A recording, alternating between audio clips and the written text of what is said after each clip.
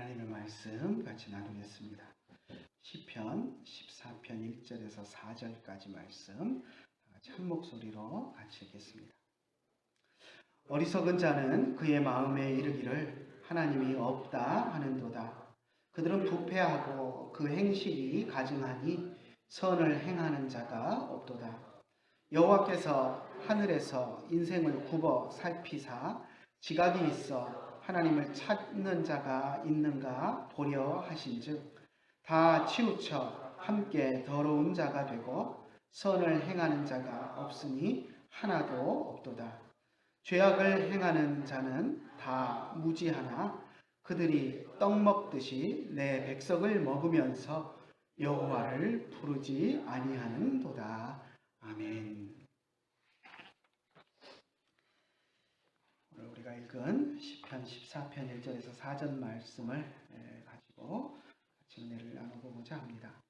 제가 제목을 원죄 플러스라고 붙여보았습니다.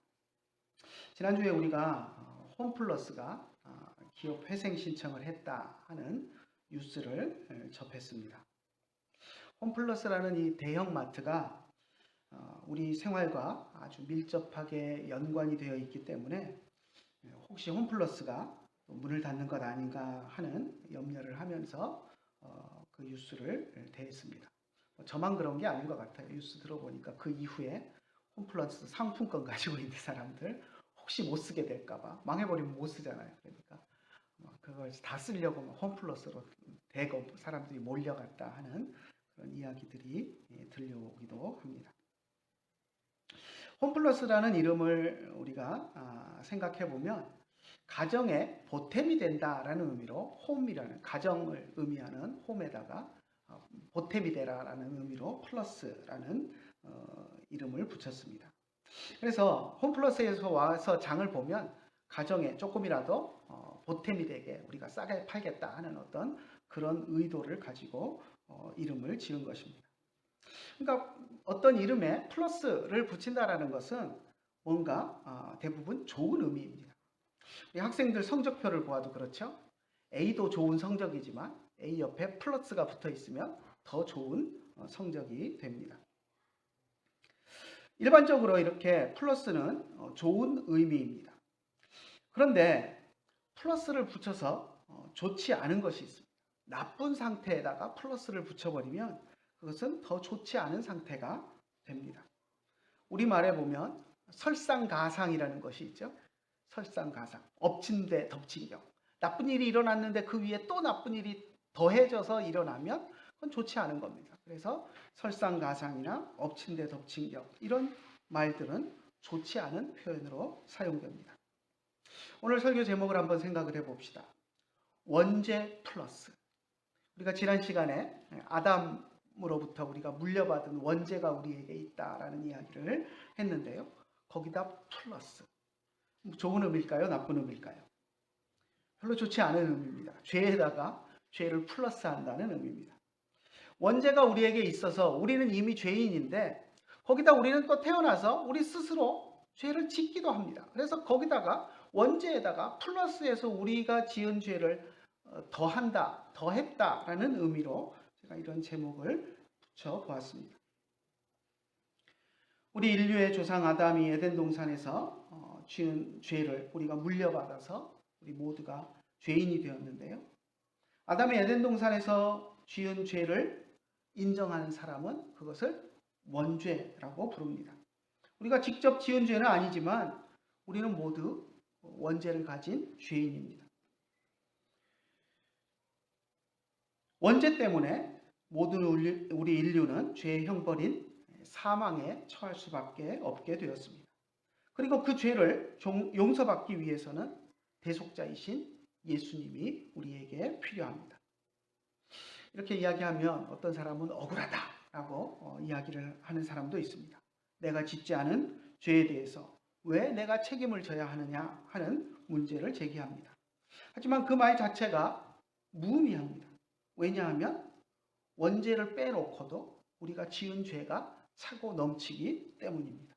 만약 원죄가 없으면 우리가 죄가 없다면 원죄 때문에 내가 죄인이 되는 게 말이 됩니까? 하고 아우성을 칠 수 있지만 그게 뭐 논리적으로 말이 된다고 할 수 있겠지만 원죄가 없어도 우리가 지은 죄가 차고 넘치는데 원죄가 우리를 죄인 만들었다고 아우성을 치는 것은 아무 의미가 없는 것입니다.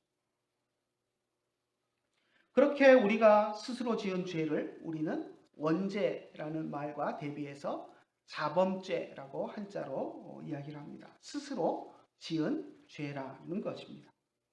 우리 조상 아담이 우리에게 물려준 원죄의 플러스에서 내가 지은 죄, 그것이 바로 자범죄입니다. 그래서 제가 오늘 설교 제목을 원죄 플러스라고 붙여보았고요.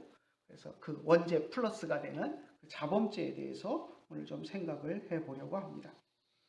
오늘 우리가 읽은 시편 14편 3절에서 다윗은 모든 사람이 다 죄인이다 라고 고백했습니다.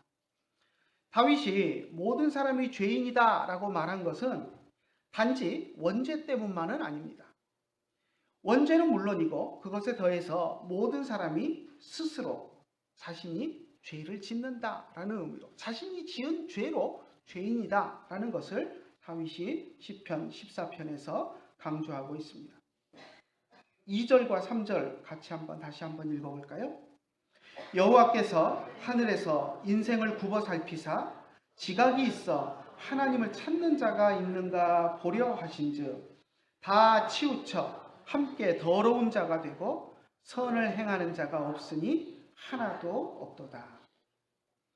하나님께서 창조주로서 자신이 지은 사람들을 하늘 위에서 살펴보십니다. 혹시 그들 가운데 하나님을 찾는 사람이 있는가? 하나님의 기쁘신 뜻을 따라서 선을 행하는 사람이 있는가 보려 하셨는데 선을 행하는 사람을 한 사람도 찾을 수 없었다라고 말합니다. 모두가 다 악으로 치우쳐서 악을 행하고 더러운 죄인이 되었다라고 말합니다. 원죄뿐만 아니고 우리 스스로가 모두가 다 이 땅에 살면서 끊임없이 죄를 짓고 있고 하나님이 그것을 하늘에서 내려다 보시고 계신다라는 것을 이야기합니다. 2절에서 하나님을 찾는 자가 없다라고 말합니다. 인간이 하나님을 찾지 않는 것은 죄악입니다. 왜냐하면 하나님께서 우리 인간을 지으신 분이기 때문입니다. 우리 인간의 예절 가운데도 자기를 낳아준 아버지와 어머니를 무시하거나 인정하지 않는 사람을 우리는 페르나 또는 심하게는 후레자식 이렇게 우리가 부릅니다. 그렇지 않습니까? 어머니 아버지도 몰라보고 어머니 아버지 없이도 자기가 이 땅에 존재하는 것처럼 어머니 아버지를 무시하는 그런 사람은 이 땅 윤리에서도 우리가 페르나라고 비난합니다. 그렇게 비난하는 이유는 자기의 근본을 인정하지 않기 때문입니다. 같은 원리로 하나님이 인간을 지으셨는데 나를 지으신 하나님을 인정하지 않는 인간은 페르나와 같은 그런 존재입니다. 하나님을 인정하지 않는 것만으로도 심각한 죄가 됩니다. 창조주 하나님을 찾지 않는 죄는 우리가 아담에게서 물려받은 죄에다가 더 플러스해서 우리가 지은 죄가 되는 것입니다. 하나님께서 명령하신 것들을 행하지 않는 것, 또 하나님이 하지 말라고 하신 것을 행하는 것, 이 모든 것들이 원죄에다가 플러스해서 우리가 짓는 원죄 플러스인 자범죄에 해당합니다. 오늘 우리가 읽은 1절에 보니까 어리석은 자는 하나님이 없다고 말한다라고 이야기합니다. 하나님이 없다고 말하는 사람은 그냥 어리석은 사람이 아니라 심각한 죄인입니다. 어리석은 자는 이라고 말하고 있지만 죄인입니다. 우리 한번 읽어볼까요? 다시 1절. 어리석은 자는 그의 마음에 이르기를 하나님이 없다 하는도다. 그들은 부패하고 그 행실이 가증하니 선을 행하는 자가 없도다. 시작은 어리석은 자가 하고 시작했지만 결론은 그들은 부패하고 행실이 가증하고 죄인이다라는 것을 이야기하고 있습니다. 하나님이 없다고 말하는 것은 단순히 무지해서 어리석어서 하나님이 없다고 말하는 것이 아니라 하나님 앞에서 죄인이라는 것을 인정하기 싫어서 하나님은 없다라고 말하는 것이라고 다윗이 분명하게 이야기합니다. 그들은 죄인인데 하나님 앞에서 죄인이라는 것을 인정하기 싫으니 하나님이 없다라고 이야기를 한다는 것입니다. 다윗은 4절에서도 죄악을 행하는 자들이 다 무지해서 죄를 행하는 것이 아니다라는 것을 분명하게 이야기했습니다. 다시 한번 4절 읽어볼까요? 죄악을 행하는 자는 다 무지하나 그들이 떡 먹듯이 내 백성을 먹으면서 여호와를 부르지 아니하는도다. 묻습니다, 우리에게. 죄악을 행하는 자가 다 무지하냐? 그냥 무지해서 죄를 행하는 것이냐? 아니라는 겁니다. 그들이 떡 먹듯이 내 백성을 먹으면서 여호와를 부르지 아니하는도다. 죄를 행하는 것을 이야기하고 있습니다. 이렇게 무지하냐라고 묻는 이유는 죄를 행하는 자들이 다 무지해서 하나님을 알지 못해서 하나님의 뜻을 알지 못해서 죄를 짓는 것이 아니라 하나님을 알고 있으면서도 무지하지 않아 하나님을 알고 하나님의 뜻이 무엇인지 분명히 알고 있으면서도 그들은 의도적으로 하나님을 거역하고 죄를 짓는 것이다 라는 것을 말하고 있는 것입니다. 특별히 이 4절 말씀은 이스라엘 백성의 지도층을 향해서 말씀하는 것입니다. 왕이나 제사장 같은 백성을 지도하는 사람들을 향한 말씀입니다.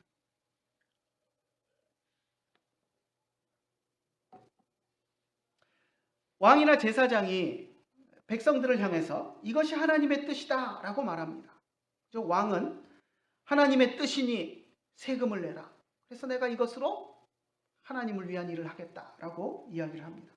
또 이민족이 쳐들어오고 하면 하나님의 뜻이니 군사로 자원해라. 우리가 같이 나가서 싸우자라고 이야기를 합니다. 제사장들은 하나님의 뜻이니 11조를 내라. 하나님의 뜻이니 양을 잡고 소를 잡아 제사를 드려라 라고 이야기합니다. 이스라엘 백성들이 그래서 그 말에 순종해서 세금도 내고 전쟁에도 나가고 양을 잡아 소를 잡아 제사도 드리고 11조도 하고 정성을 다해서 하나님 앞에 자신들이 해야 할 몫들을 감당합니다. 이렇게 하나님의 백성들이 하나님께 드리는 것을 가지고 왕은 나라를 운영하고 제사장은 성전에 필요한 것들을 채웠습니다. 또 악한 왕과 부정한 제사장들은 그것들을 가지고 자신들의 배를 불렸습니다. 하나님께서는 악한 왕과 부정한 제사장들이 하나님의 백성이 드린 것을 가지고 자기 배를 불린 것을 그들이 내 백성을 먹었다라고 표현합니다. 하나님 앞에 드린 것을 이스라엘 백성들이 힘들여 고혈을 짜서 낸 세금과 헌금과 소득을 그들이 먹었다라고 이야기합니다. 그들이 떡 먹듯이 그것을 먹으면서 여호와는 부르지 않았다. 하나님의 이름을 이용해서 하나님이 원하신다. 세금을 내라. 전쟁에 참여해라. 하나님이 이야기하신다. 11조 해라. 제사를 드려라. 소를 잡고 양을 잡아 바쳐라 라고 이야기하면서 자기들은 하나님을 찾지 않고 하나님을 부르지 않았다는 것입니다. 떡 먹듯이 먹었다 라는 표현을 쓰면서 그렇게 말씀하십니다. 하나님의 백성들에게 하나님을 팔아 자신들의 배를 채우면서 정작 자신들은 하나님을 무시하고 죄를 지었습니다. 하나님께서는 그런 왕과 제사장들의 죄를 지적하셨습니다. 그것은 결코 무지에서 나온 죄라고 할 수 없습니다. 왜? 백성들에게 하나님을 이야기했잖아요. 하나님이 이걸 원하신다. 자기들이 자기 입으로 이야기해놓고 자기들은 하나님을 찾지 않는 죄는 무지에서 나온 거라고 이야기할 수 없습니다. 그것은 하나님을 모독하는 것이고 사악함에서 나온 죄입니다. 무지에서 나온 죄가 아닙니다. 솔로몬은 하나님의 성전을 지은 후에 하나님께 기도했습니다. 기도할 때 특별히 이스라엘 백성이 성전에 나와서 죄를 회개하고 기도하면 하나님 이스라엘 백성들의 죄를 용서해 주십시오 하고 기도했습니다. 그런데 솔로몬의 기도 중에 보면 솔로몬이 하나님을 향해서 이 땅에 이 세상에 범죄하지 않는 사람이 없사오니 라고 이야기합니다. 하나님의 백성들이 이 땅에서 하나님을 섬기며 산다고 하지만 우리가 범죄하지 않고 살아갈 수는 하나님 없습니다. 우리가 살다 보면 또 하나님의 뜻을 거역하고 죄를 짓는데 이스라엘 백성들이 그렇게 하나님의 뜻을 거역하고 죄를 짓더라도 다시 하나님 앞에 나와서 회개하고 하나님의 성전을 찾고 하나님 앞에 나와서 회개하면 그 죄를 사하여 주십시오라고 기도한 것입니다. 솔로몬은 이 세상 모든 사람들이 죄를 지으면서 살아간다라는 것을 분명하게 인정했습니다. 죄에서 자유로울 수 있는 사람은 아무도 없다라는 것을 분명히 알았습니다. 나는 죄를 짓지 않았으니 원죄로 내가 죄인이 되는 것은 부당하다라고 말할 수 있는 사람은 아무도 없다고 분명하게 말하고 있는 것입니다. 신약 성경을 보면 사도 바울도 우리 모든 사람들이 다 죄를 지었다라는 것을 여러 차례 말했습니다. 이것은 원죄를 이야기하는 것이 아니라 우리가 스스로 지은 자범죄들을 이야기합니다. 로마서 3장 9절과 10절 한번 같이 읽어볼까요? 그러면 어떠하냐? 우리는 나으냐? 결코 아니라. 유대인이나 헬라인이나 다 죄 아래에 있다고 우리가 이미 선언하였느니라. 기록된 바 의인은 없나니 하나도 없으며. 바울은 이 세상 누구도 나는 다른 사람보다 낫다. 다른 사람은 죄를 지었어도 나는 죄를 짓지 않았다. 나는 죄가 없다라고 말할 수 있는 사람은 아무도 없다라는 것을 분명하게 지적했습니다. 거기에는 하나님의 택한 백성이라고 자부하는, 스스로 자부하는 유대인들도 예외가 아니었습니다. 우리 9절에 보면 우리는 나으냐라고 유대인들을 향해서 묻습니다. 유대인이나 헬라인이나 하나님의 택함 받은 유대인이나 유대인이 아닌 이방인들이나 똑같다라고 이야기합니다. 그들은 하나님이 주신 율법을, 유대인들은 하나님의 주신 율법을 제대로 지키지 못했기 때문에 죄인이었습니다. 하나님을 아예 알지도 못하고 하나님의 율법을 알지도 못하는 이방인들도 마찬가지로 죄인이지만 하나님이 주신 율법을 받았지만 지키지 않은 유대인들도 하나님 앞에 죄인이다라고 분명하게 바울은 이야기했습니다. 하나님을 아예 알지 못하고 하나님이 주신 율법을 알지도 못하는 이방인이나 율법을 받았으나 지키지 않은 유대인이나 죄인인 것은 예외가 없습니다. 율법을 알지 못한다고 해서 하나님이 싫어하시는 죄가 용서되는 것도 아닙니다. 이방인이라고 해서 우리는 율법을 몰랐는데요. 그래서 죄인 줄도 모르고 지었는데요. 핑계할 수 없다는 것입니다. 또 사도 요한은 말하기를 스스로 죄가 없다라고 말하는 사람은 그 말 자체가 거짓말이기 때문에 그 말 자체가 죄다라고 선포했습니다. 우리 요한일서 1장 8절을 한번 같이 읽어볼까요? 만일 우리가 죄 없다고 말하면 스스로 속이고 또 진리가 우리 속에 있지 아니할 것이요. 죄 없다라고 말하는 사람은 그 말 자체가 죄라는 거예요. 죄가 있는데 또 불구하고 죄가 없다라고 말하는 것은 그 말 자체가 자신을 속이고 하나님을 속이는 죄가 된다라고 이야기합니다. 또 어떤 사람들은 이렇게 이야기합니다. 어차피 원죄 때문에 우리가 죄인 되었는데 스스로 짓는 자범죄, 그게 뭐 별 의미가 있느냐? 죄 안 지어도 결국 우리는 죄인인데 죄를 좀 지으나, 또 우리가 다 죄를 짓는데 죄를 좀 많이 지으나 적게 지으나 죄인인 것은 마찬가지인데 어차피 죽을 죄인인데 그것이 무슨 차이가 있느냐? 이렇게 이야기하는 사람도 있습니다. 죄를 많이 지어도 죄인이고 죄를 적게 지어도 죄인이고 심지어는 죄를 짓지 않아도 원죄 때문에 다 죄인인데 무슨 의미가 있느냐라고 항변하는 것입니다. 하지만 그 말은 궤변입니다. 어차피 죄인이니 죄를 좀 더 짓고 덜 짓고 하는 것이 무슨 큰 문제냐라고 말하면서 그들은 죄를 짓는 것이 아무것도 아닌 것처럼 말하고 또 심지어는 죄를 짓는 것도 괜찮다, 죄를 지어라, 아무 상관없다 하고 조장하기도 합니다. 하지만 그런 생각과 태도는 궤변일 뿐만 아니라 하나님을 모독하고 조롱하는 죄가 됩니다. 우리는 모든 죄를 경계해야 합니다. 하지만 그 가운데도 특별히 더 경계해야 할 죄들이 있습니다. 어느 죄가 더 크다, 더 크다, 저울로 죄 가지고 큰 죄, 작은 죄, 작은 죄 지은 거는 괜찮고 큰 죄 지은 것만 나쁘다, 이렇게 이야기할 수는 없습니다. 하지만 모든 죄가 다 똑같은 죄는 아닙니다. 물론 우리가 작은 죄라고 해서 간과해서는 안 됩니다. 왜냐하면 살인하지 말라라고 하신 하나님께서 도둑질하지 말라라고 말씀하셨기 때문에 살인하는 것이나 도둑질하는 것이나 다 하나님이 하지 말라고 하신 것이니까 똑같이 죄입니다. 살인하는 것은 큰 죄니까 안 되고 도둑질하는 것은 좀 작은 죄니까 괜찮아, 이렇게 이야기할 수는 없습니다. 하지만 우리가 더 특별히 심각하게 여기고 경계해야 되는 큰 죄는 분명히 있습니다.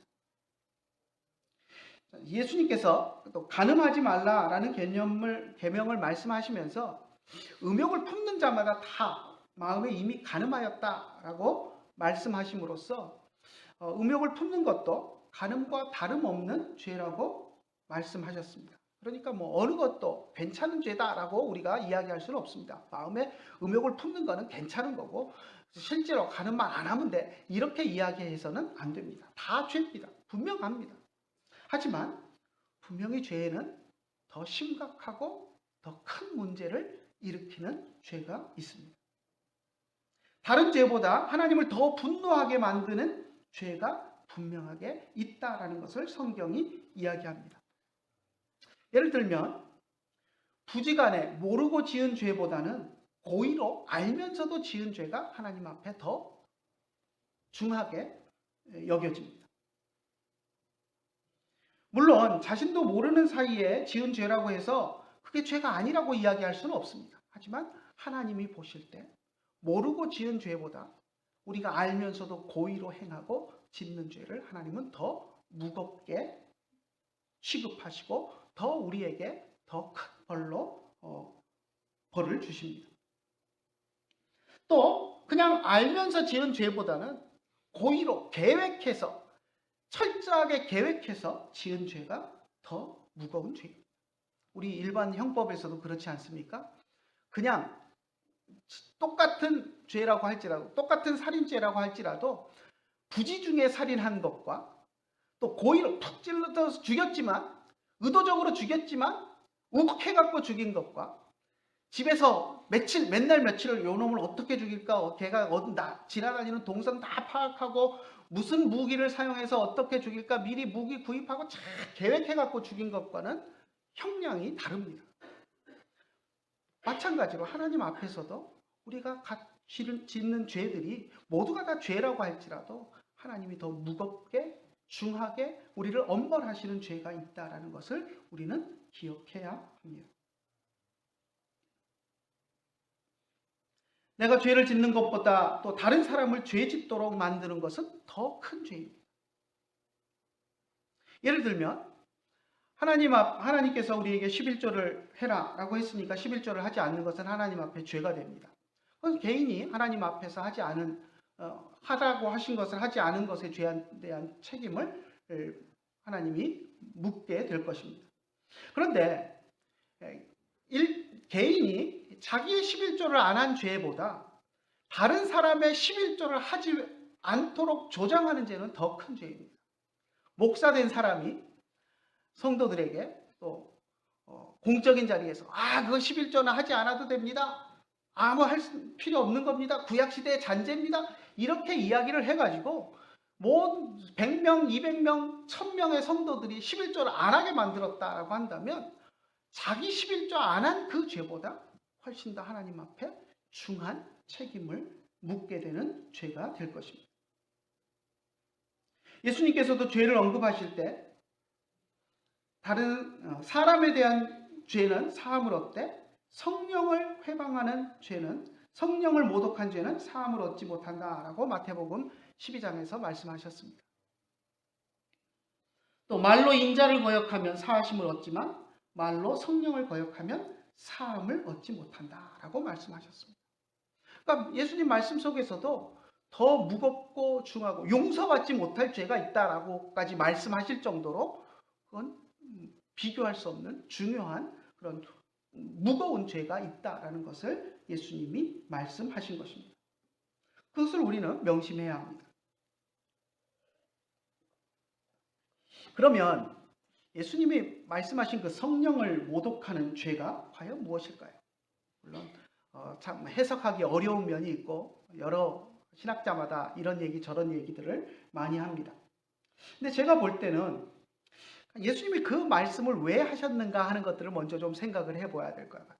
그리고 이제 우리는 이 구절을 대할 때 용서받지 못하는 죄, 어느 게 용서받지 못하느냐 여기에만 너무 꽂혀가지고 용서받지 못하는 죄 아주 그래서 그 죄만 어떻게 좀 우리가 피해갈 수 없을까 하는 거기에 꽂혀가지고 있는 것 같은데 사실 제가 볼 때 예수님이 말씀하실 때 그 죄는 진짜로 용서 못 받는다라는 투로 말씀하셨다기보다는 그렇게 좀 우리가 심각하게 생각하도록 좀 강조하시기 위해서 용서받지 못한다라고 말씀하셨지 정말 어떤 죄를 딱 지으면 한 번 딱 짓고 나면 절대 용서를 못 받는 죄가 있다라는 것을 말씀하시는 것 같지는 않아요. 왜냐하면 여러 가지 이제 신학자들이 성령을 모독하는 죄가 무엇인가를 이야기하는 것들이 있지만 그런 것들을 다 종합해 보아도 거기에 해당되는 것 같은 사람들이 나중에 회개하고 용서받는 일들이 있거든요. 그래서 심지어는 예수를 핍박하던 사도 바울 같은 사람들, 예수 믿는 사람들 얼마나 많이 잡아 죽였습니까? 그런데도 회개하고 다 용서받았잖아요. 그러니까 그런 것들이 어디까지가 기고 정말 용서받지 못할 죄가 있는가 하는데 여기에 너무 우리가 꽂힐 필요는 없습니다. 하지만 예수님이 말씀하셨을 때 정말 용서받지 못하는 죄가 있다라고 말씀하실 정도로 죄의 경중을 심각하게 이야기하셨던 죄가 있는데 그것이 성령을 모독하는 것이다 라고 이야기를 하셨습니다. 예수님이 이 말씀을 하신 배경을 우리가 좀 살펴보아야 하는데요. 언제 이 말씀을 하셨냐면 어떤 상황에서 예수님께서 귀신 들려서 눈이 멀고 말 못하는 사람을 고쳐주신 일이 있었습니다. 예수님이 귀신 들린 사람을 귀신을 내쫓고 고쳐주니까 바리새인들이 와가지고 그걸 보고는 뭐라고 이야기를 했냐면 예수님이 병 고치신 그 사건은 귀신을 쫓아내신 사건은 모든 사람이 다 본 부정할 수 없는 팩트지 않습니까? 그러니까 그걸 뭐라고는 못하고 예수님이 귀신을 쫓아낸 것은 귀신의 마귀의 왕인 사탄인 바알세불의 힘을 빌려서 쫓아낸 것이다. 쫄개 귀신이 들려 있으니까 귀신의 대마왕인 바알세불의 힘을 빌려서 쫄개를 쫓아낸 것이다 라고 이렇게 비아냥 거였습니다. 예수님이 어떤 능력으로 귀신을 쫓아내셨죠? 성령의 능력으로 쫓아내신 것입니다. 성령의 능력으로 하신 일을 귀신의 힘으로 했다라고 비아냥거리고 비난한 것, 그것을 두고 그것에 대해서 예수님이 이제 그 다음에 보면 나라마다 서로 분란이 일어나면 어떻게 서겠느냐, 만약에 귀신의 힘을 빌려서 귀신을 쫓아내면 귀신의 나라가 어떻게 서겠느냐 하면서 그런 일은 아니고 성령의 힘으로 쫓아내셨다라는 것을 설명을 하십니다. 그리고 나서 바로 이어서 이 이야기를 하신 것입니다. 성령을 회방하는 죄는 사하심을 얻지 못한다. 너희들이 인자에 대해서 모독하는 것, 나에 대해서 모독하는 것은 사함을 받을 수 있을지 몰라도 성령이 하시는 일을 회방하는 죄는 사함을 받지 못한다라고 말씀을 하셨습니다. 그러니까 너희들 지금 한 죄 용서 못 받고 너희는 반드시 지옥 갈 거다 이 얘기를 하신 것이 아니라 그만큼 너희들이 한 죄는 지금 심각한 죄고 잘못된 것이다 라는 것을 강조해서 말씀을 하신 것입니다. 성령이 하시는 일을 성령이 예수님을 통해서 귀신을 쫓아내고 그 사람을 치유하시고 낫게 하시고 그 사람의 영혼을 구원하셨는데 그것을 마귀가 한 일로 둔갑을 시켜서 예수님을 비난한 것, 그것은 성령이 한 일을 거스르는 행동이다라고 말씀하신 것입니다.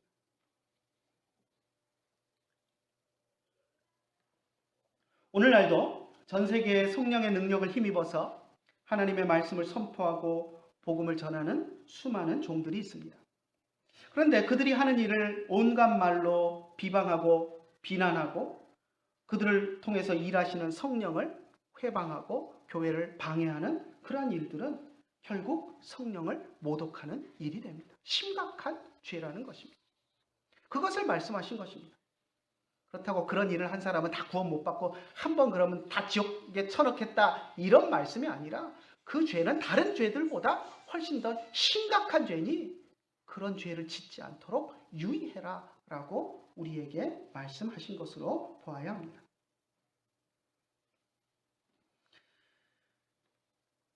그렇게 말씀하셔야 우리가 더 두렵고 떨리는 마음으로 그런 죄들을 심각하게 생각하고 더 조심하고 경계할 것이기 때문입니다.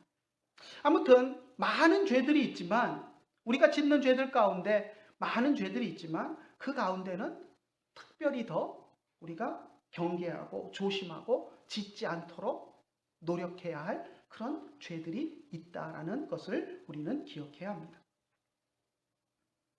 아담으로부터 원죄를 물려받은 우리는 본질상 다 죄인입니다. 죄악된, 못된 그런 본성을 가지고 있습니다. 그래서 그 본성으로 우리는 죄를 짓습니다. 하지만 그렇다고 우리가 죄를 짓는 것을 당연시해서는 안 됩니다. 당연히 우리는 죄인이니 죄 짓지 뭐. 어차피 우리 본성이 죄악 덩어리인데 죄 짓는 게 뭐 당연한데 그게 뭐 대수야 이렇게 생각해서는 안 된다는 것입니다. 죄를 짓는 것을 우리는 가슴 아파해야 합니다. 우리가 죄를 지을 때마다 가슴을 치고 통곡해야 되고 눈물을 흘리고 하나님 앞에 회개해야 합니다. 죄를 짓지 않기 위해서 우리는 노력해야 합니다. 작은 죄 하나라도 짓지 않으려고 노력해야 되고 주님이 말씀하신 심각한 죄는 더 짓지 않으려고 애써야 합니다. 그러기 위해서는 우리는 하나님의 말씀 앞에 우리 자신을 쳐서 복종시키고 끊임없이 노력해야 합니다. 하나님이 기뻐하시는 일이 무엇인지 찾아야 합니다. 하나님이 싫어하시는 것이 무엇인지 끊임없이 성경을 통해서 배워야 합니다. 무지해서 죄를 지을 수도 있기 때문입니다. 그래서 무지해서 죄를 짓지 않도록 하나님이 원하시는 것, 하나님이 싫어하시는 것을 우리는 끊임없이 생각하고 배우고 묵상하고 또 되뇌이면서 우리 자신을 하나님의 말씀 앞에 쳐서 복종시켜야 합니다. 또 죄를 우리는 지을 수밖에 없는 존재이기 때문에 죄를 지을 때가 있습니다. 근데 죄를 지었으면 어떻게 해야 됩니까? 빨리 회개해야 합니다. 하나님 앞에 무릎 꿇고 주님, 내가 또 죄를 범했습니다. 주님, 나를 용서해 주십시오 하고 주님 앞에 무릎 꿇어야 합니다. 그래야 하나님 앞에서 회복될 수 있습니다. 모든 죄를 멀리하고 또 멀리하려고 노력해야 하겠지만 하나님께서 극히 싫어하시는 죄에 대해서는 더욱더 조심하고 경계해야 합니다. 성령이 하나님의 종들을 통해서 일하시는 것을 마귀가 하는 일처럼 비방하고 비난하는 것 극히 삼가해야 합니다. 예수님께서 용서받지 못할 죄라고까지 말씀하시면서 극히 심하게 경계하셨기 때문입니다. 구원받은 우리 그리스도인들이 죄를 짓는다고 해서 구원이 취소되거나 하나님으로부터 버림받는 것은 결코 아닙니다. 하지만 그렇다고 해서 내가 죄를 지어도 구원에 아무 문제 없는데 하면서 죄를 짓는 것은 하나님 앞에 정말 극악무도한 죄입니다. 그래서 우리는 그렇게 패역한 죄를 지어서는 안 됩니다. 하지만 우리가 죄를 짓는 것을 보시면 하나님이 마음 아파하신다라는 것을 우리는 기억해야 합니다. 우리가 구원을 못 받고 버림받는 것은 아니지만 하나님이 우리가 죄 짓는다고 우리를 버리시는 것은 아니지만 죄 짓는 우리의 모습을 보시면서 하나님이 가슴 아파하신다라는 것을 우리는 알아야 합니다. 그리고 우리가 죄 가운데 있으면 하나님과의 관계가 무너지고 깨집니다. 그 때문에 우리 그리스도인들에게 죄는 치명적입니다. 죄를 짓고 죄 가운데 거하면서 하나님과의 관계가 제대로 이루어질 수가 없습니다. 그리스도인이 하나님과 호흡하며 하나님 안에서 하나님과 교제하며 살아가는 것이 가장 행복한 그리스도인의 삶의 모습인데, 죄로 인해서 하나님과의 관계가 깨져버리면 우리는 그리스도인으로서 살아갈 수가 없습니다. 그렇기 때문에 우리는 죄를 경계해야 되고, 죄를 지으면 하나님 앞에 빨리 회개하고 하나님과의 관계를 회복하기 위해서 노력해야 합니다. 죄를 멀리하는 여러분들이 되시기를 간절히 축원합니다. 우리가 이미 죄인입니다. 원죄, 자범죄까지. 우리는 원죄 플러스입니다. 하지만 그 위에 이미 죄인이라고 해서 그 위에 또 플러스하고 죄를 자꾸 쌓아갈 수는 없습니다. 그런 어리석은 자가 되지 않기를 간절히 축원합니다. 원죄 플러스에서 멈췄습니다. 이미 우리는 원죄 플러스예요. 거기서 멈췄습니다.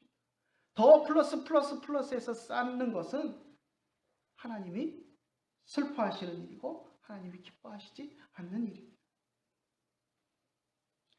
원죄 위에 또 죄를 플러스하고 원죄 플러스 2 플러스 3 플러스 계속 쌓아가는 어리석음에 빠지지 않는 저와 여러분들이 되시기를 간절히 축원합니다. 기도하겠습니다. 하나님 아버지, 은혜를 감사합니다. 저희들을 사랑하여 주시고 죄악된 저희들을 예수 그리스도의 보혈의 은혜로 구원하여 주심을 감사를 드립니다. 우리가 우리 조상 아담으로부터 물려받은 원죄, 또 그것이 우리의 성품을 물들어 죄악된 성품으로 우리가 타고났고 또 살아가고 있음을 고백합니다. 또 우리가 이 땅을 살면서 온갖 악한 생각들을 하고 주님 앞에 죄를 지었음을 고백합니다. 오늘도 우리가 죄악된 생각들을 마음속에 품고 있음을 주님 앞에 고백합니다. 그 죄악된 것들을 주님 앞에 내려놓고 회개하오니 하나님 우리의 죄를 용서하여 주시고, 우리가 날마다 우리의 죄악된 성품을 이길 수 있도록 주님의 능력을 의지하게 하시고, 하나님의 말씀을 붙잡고 하나님의 말씀 앞에 우리의 모습을 쳐서 복종시키고 주님의 말씀으로 살아가는 우리들이 될 수 있도록 은혜 더하여 주시옵소서. 사탄은 늘 우리의 마음속에 와서 죄로 유혹합니다. 우리의 조상 아담과 하와를 유혹했던 것처럼 우리에게도 와서 우리에게 죄로 유혹하지만, 하나님 우리가 그 유혹에 넘어가지 않도록 주님 인도하여 주시고, 하나님이 원하시는 것이 무엇인지, 하나님이 싫어하시는 것이 무엇인지 늘 우리가 말씀을 통하여서 깨닫게 하시고, 또 우리의 몸을 쳐서 하나님의 말씀에 복종시킴으로 하나님의 말씀대로 살아갈 수 있도록 주님 은혜를 더하여 주시옵소서. 오늘도 귀한 말씀을 깨닫게 하심을 감사드리며 우리 주 예수님의 이름으로 기도드리옵나이다. 아멘. 네, 축복 선언하겠습니다. 아니 키르밧 엘로힘 리토브. 기도하겠습니다. 이제는 우리 주 예수 그리스도의 크신 은혜와 하나님 아버지의 극진하신 사랑과 성령님의 감화하시고 감동하시고 우리 가운데 교통하심이 주님 앞에 나와서 예배하며 작은 죄라도 멀리하고 주님 앞에 경건한 하나님의 백성의 모습으로 살아가기를 소원하는 주의 사랑하는 자녀들 머리 위에 이제로부터 영원토록 함께 계실지어다. 아멘.